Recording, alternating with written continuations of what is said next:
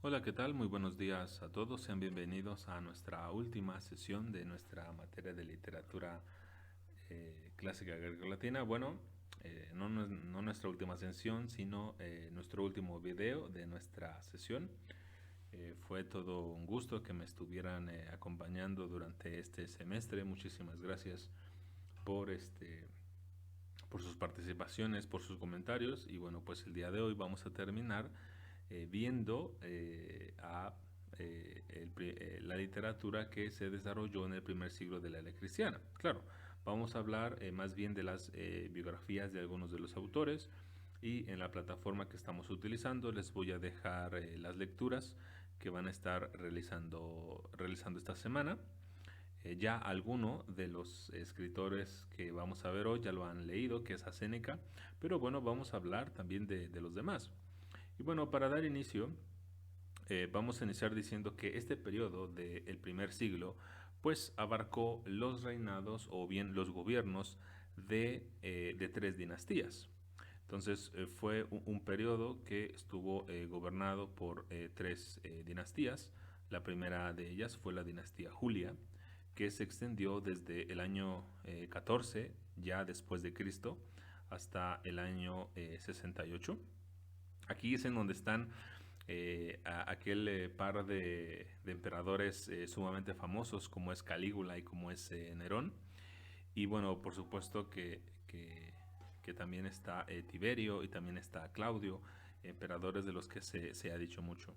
Después llegó también la dinastía Flavia,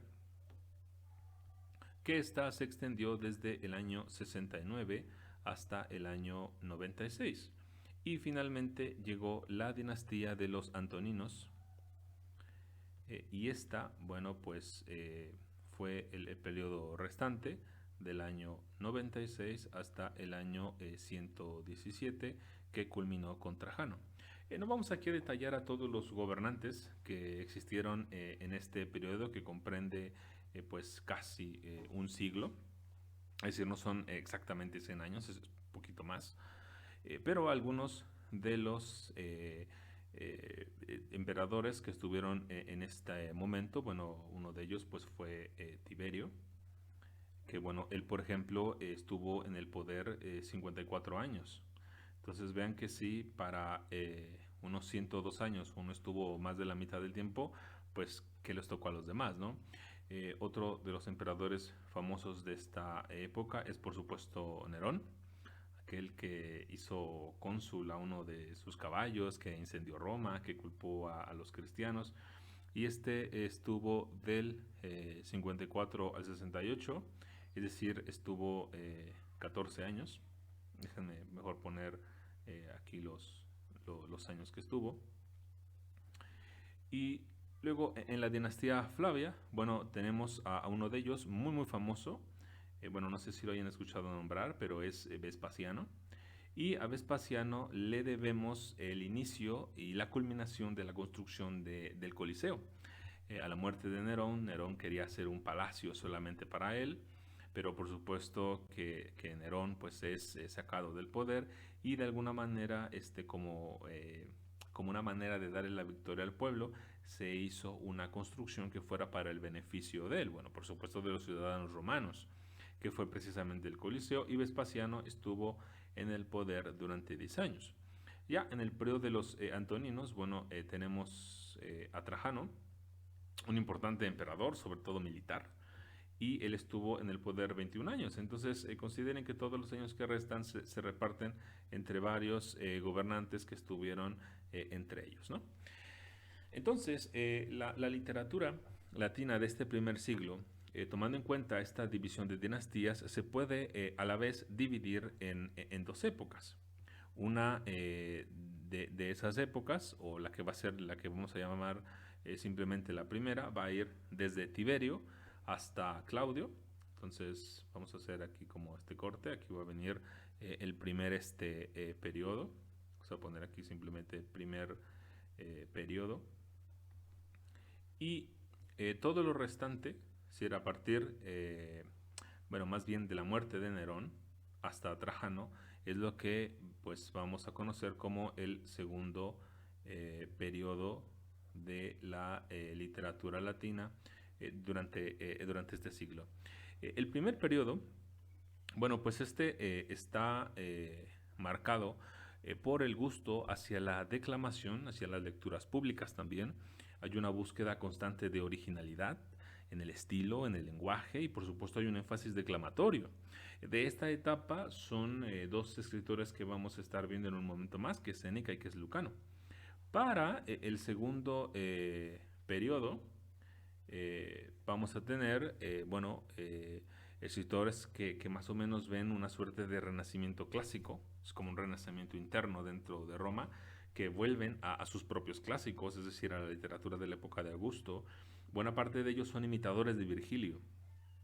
Y tenemos en ellos a escritores que son Marcial, Juvenal, Valero Flaco y Estacio, y que vamos a estar comentando en un momento. Así que vamos con el primero de ellos, que va a ser Lucio Aneo Séneca. Para que no se confundan, voy a ir colocando en el color que coloqué acá arriba, en amarillo o en rojo, a los representantes de cada periodo. Entonces, Lucio Anneo, voy a corregir aquí, son dos N's y esto parece solo una M, vamos a ver si queda mejor. Anneo Séneca, o simplemente Séneca. Él nació en el 4 antes de Cristo y murió en el 65 después de Cristo. Y bueno, él principalmente fue un filósofo. Um, y él nació en Córdoba, en la provincia de la Bética. Y bueno, de niño se trasladó a Roma para recibir una educación de primer nivel, en gramática, en filosofía, en retórica y también en oratoria. Parece ser que cuando fue niño tuvo una afección respiratoria que le llevó a Egipto por recomendación de los médicos. Después él regresa a Roma en el año 31 y es cuando inicia su carrera política, así que a la par con filósofo también le podemos poner que fue político y por supuesto que tuvo altos puestos, ahorita hablamos de eso. De hecho, él inició su carrera política como cuestor con Tiberio o con Calígula, que recuerden que los cuestor tenían mucha importancia porque ellos elegían a los que iban a ser los cónsules, bueno, en este caso el primus cónsul, ¿no? El que iba a ser el emperador, pero recuerden que no le llamaban los romanos emperador a sus emperadores, aunque nosotros sí lo hagamos. Y bueno, parece ser que fue cuestor de Tiberio y también de Calígula, pero en el año 41 se le acusó de haber cometido adulterio con Julia Livilia, la sobrina de Claudio, el siguiente emperador después de Calígula, y además hermana del propio Calígula. Entonces, Séneca fue mandado al exilio, a la isla de Córcega, pero regresó en el 49 por encargo de la nueva esposa del emperador, para encargarse nada menos que de la educación del joven Nerón. Y bueno, además fue nombrado pretor, ¿no? Cuando Nerón asumió el poder, pues de hecho Séneca fue su consejero, fue su redactor de discursos. Sin embargo, en el año 65 se descubrió que había una conspiración contra Nerón de la que Séneca era parte. Entonces el filósofo tomó la decisión de cometer el suicidio y para eso cuenta la historia que pues se cortó las venas de las muñecas y de los tobillos. Parece ser que eso estaba retardando su muerte, entonces pidió a un amigo suyo que le clavara pues una daga, su amigo no quiso, entonces Séneca le pidió a sus esclavos que lo llevaran a un baño y conforme la sangre iba saliendo de él cuando él llegó al baño, piensen en un baño de vapores, pues los vapores terminaron por asfixiar a un débil Séneca que además pues ya era bastante maduro. Um, pero bueno, sus obras más reconocidas es la sátira Apocolosintosis, que en otras palabras es la exaltación de las calabazas. Los voy a poner por aquí. Vamos a ponerlo mejor así, la exaltación de las calabazas. am, que es es una sátira. Y bueno, también está Cuestiones Naturales, que más bien es una obra filosófica. Y por supuesto, 10 tragedias, aunque solamente se reconocen que 8 son de él. Aunque bueno, decir que 8 son de él, en realidad no hay mucha seguridad de él, porque los manuscritos que tenemos no tienen ni el nombre de Séneca, no dicen que realmente hayan sido de él. O sea, la tradición se las ha dado, se las ha atribuido, pero no tenemos realmente, no podemos saber a ciencia cierta si realmente las escribió. Y por supuesto, de estas 10 tragedias, si las queremos ver como que todas fueran suyas, pues las que más sobresalen son Fedra, y también es Medea, que la acaban de leer la semana pasada.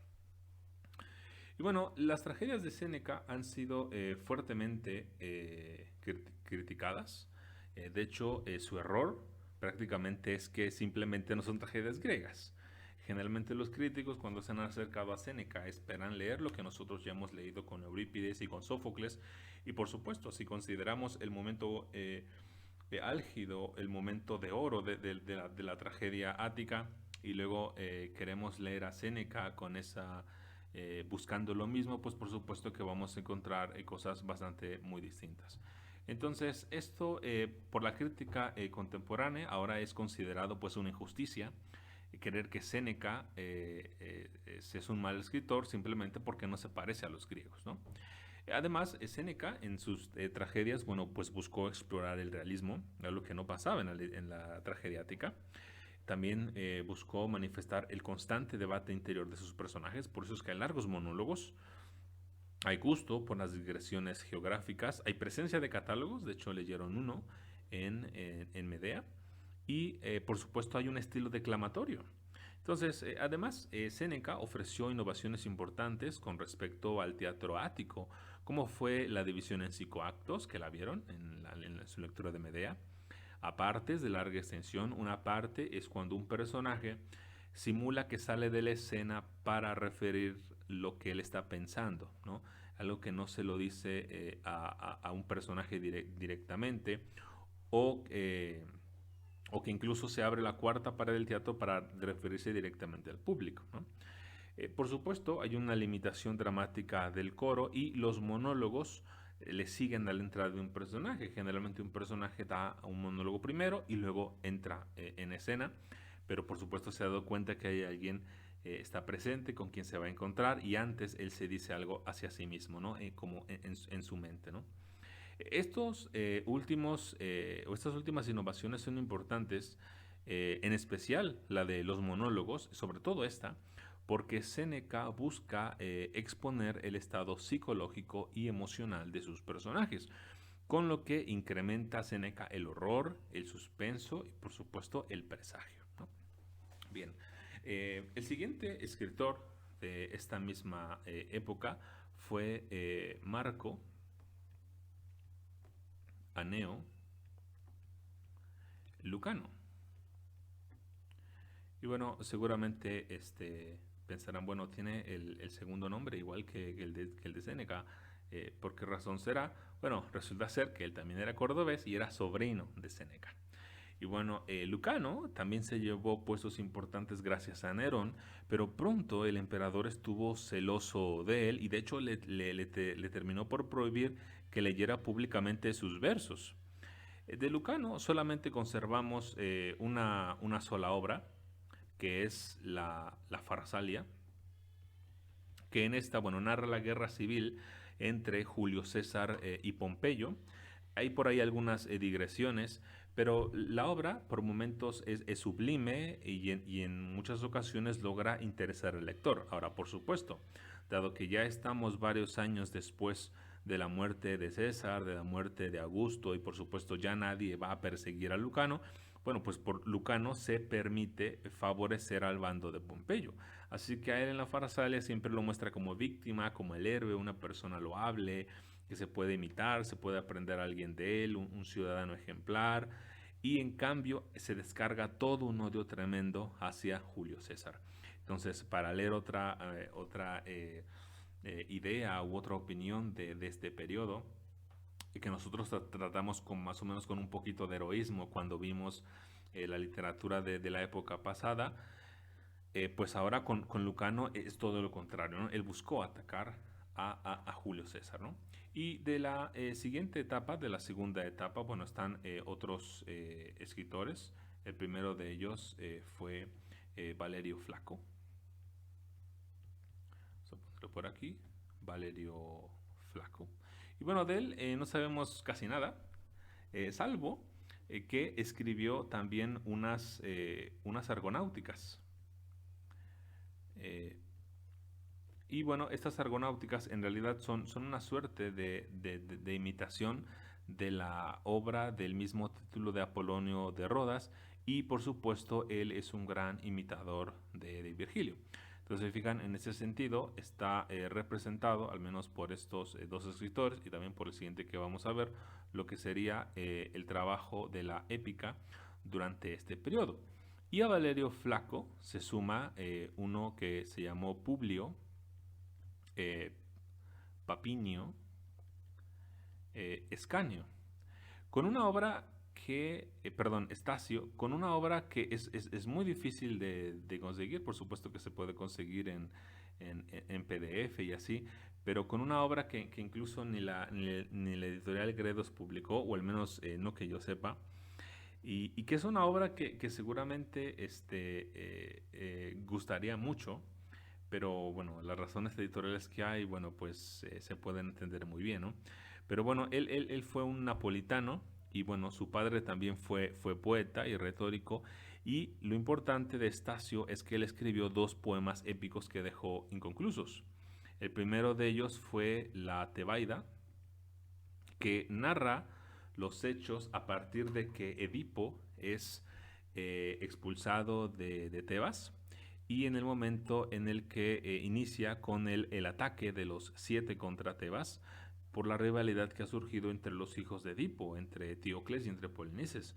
Recuerden que les comenté que Edipo dejó a sus dos hijos a cargo como reyes, pero que uno iba a gobernar un año y otro iba a gobernar el siguiente año, pero finalmente ninguno de los hermanos estaban de acuerdo, así que hubo una guerra entre ellos, y por supuesto ambos hermanos mueren.